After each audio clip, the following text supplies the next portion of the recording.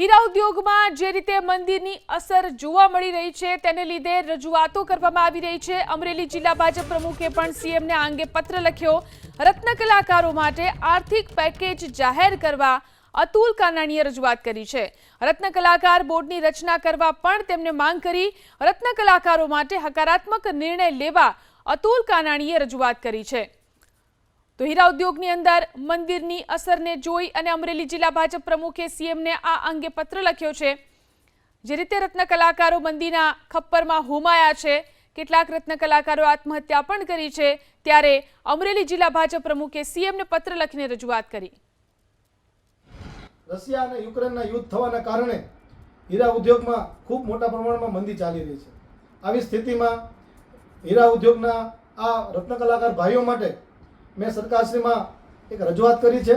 એમનું ધ્યાન દોર્યું છે કે રત્ન કલાકાર ભાઈઓને આગામી દિવસોમાં એક રત્ન કલાકાર વિકાસ બોર્ડ અને રત્ન કલાકાર માટે આર્થિક પેકેજની જો જાહેરાત કરવામાં આવે તો હાલની સ્થિતિમાં આ હીરા કારીગર ભાઈઓને ખૂબ જ મદદ મળી શકે એવી સ્થિતિ છે।